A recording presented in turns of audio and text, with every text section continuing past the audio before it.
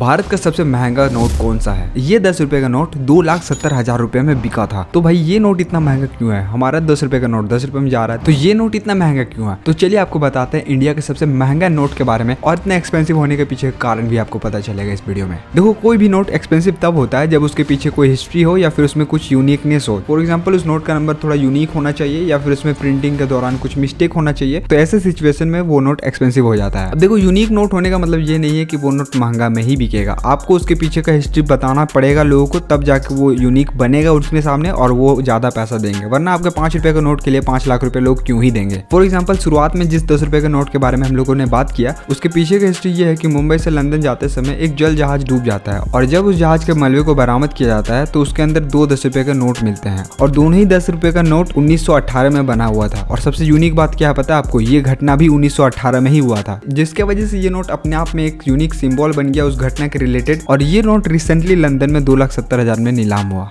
अब हम लोग बात करते हैं एरर और मिसप्रिंट नोट के बारे में। अब देखो, इस चीज के लिए अलग मार्केट ही है दुनिया में, क्योंकि जो लोग भी करेंसी कलेक्टर का काम करते हैं उनके लिए मिसप्रिंट नोट एक यूनिक ट्रॉफी की तरह होता है, जिसे कि वो संभाल कर रखना चाहते हैं। अब देखो, मिसप्रिंट नोट वो होता है जो कि प्रिंटिंग के दौरान किसी भी प्रकार का मिस्टेक हो गया हो तो उसे मिसप्रिंट नोट कहते हैं। अब ये मिस्टेक किसी भी प्रकार का हो सकता है। नोट में एक स्याही का बूंद ज्यादा भी गिर गया हो तो वो मिसप्रिंट के कैटेगरी में ही आता है। और ऐसे नोट 10 रुपए का, 20 रुपए का, 50 रुपए का, 500 रुपए का, किसी भी टाइप का हो सकता है। अब देखो, एक इंपॉर्टेंट बात यह है कि मिसप्रिंट नोट का ज्यादा प्राइस नहीं होता है। फॉर एग्जाम्पल, अगर आपके पास एक 500 रुपए का मिसप्रिंट नोट है तो आप उस चीज का 950 से 1,000 रुपया ही ले सकते हो, और वो भी तब जब आपके पास एक अच्छा करेंसी कलेक्टर हो जो कि इन सभी करेंसी में अपना इन्वेस्टमेंट करता हो तब। खैर, अब हम लोग आगे बढ़ते हैं अपने नेक्स्ट कैटेगरी वाले नोट की तरफ, जो कि है फैंसी नंबर वाले नोट। फैंसी नंबर वाले नोट आपके गाड़ी का नंबर प्लेट की तरह ही होता है, जो फैंसी होने पे एक्सपेंसिव होता है। फॉर एग्जाम्पल, आपके पास एक नोट है जिसमें कि 5 0 और 1 है, तो समझ जाओ आप लखपति हो। अब इससे कोई मतलब नहीं है कि वो नोट 10 रुपए का है, 20 रुपए का, या 50 रुपए का, या फिर 500 रुपए का है, बस उसमें फैंसी नंबर होना चाहिए। अब देखो, जरूरी नहीं है इसमें कि आपको 5 0 1 चाहिए, आपके पास कोई भी कॉम्बिनेशन होना चाहिए, बस उसमें यूनिकनेस होना चाहिए और आपको पता होना चाहिए कि ये एक यूनिक नंबर है। और अगर ऐसा है तो वो बाकी नोट से ज्यादा वैल्यू रखता है, ये आपको पता होना चाहिए। अब आप सोचोगे कि ऐसे नोट को आपको बेचना कहाँ चाहिए, तो भाई ऐसे नोट को बेचने के लिए सबसे बेस्ट तरीका है ईबे, क्योंकि ईबे में आपको ज्यादा से ज्यादा करेंसी कलेक्टर मिल जाएंगे कंपेयर टू OLX। और OLX में बस टाइम पास वाले लोग मिलेंगे जो कि अपने नोट का प्राइस ऐसे अंदाजी कुछ भी रख लेते हैं, मतलब 5 लाख 6 लाख। पागल हो क्या? मतलब प्रधानमंत्री के पॉकेट से निकाल के लाए हो क्या ये नोट? कहने का मतलब सिंपल है कि आप OLX पर ट्राई मत करो, अलग अलग जगह ट्राई करो। बस आपको एक अच्छा सा करेंसी कलेक्टर चाहिए, बाकी आपका काम हो जाएगा कोई भी वेबसाइट से।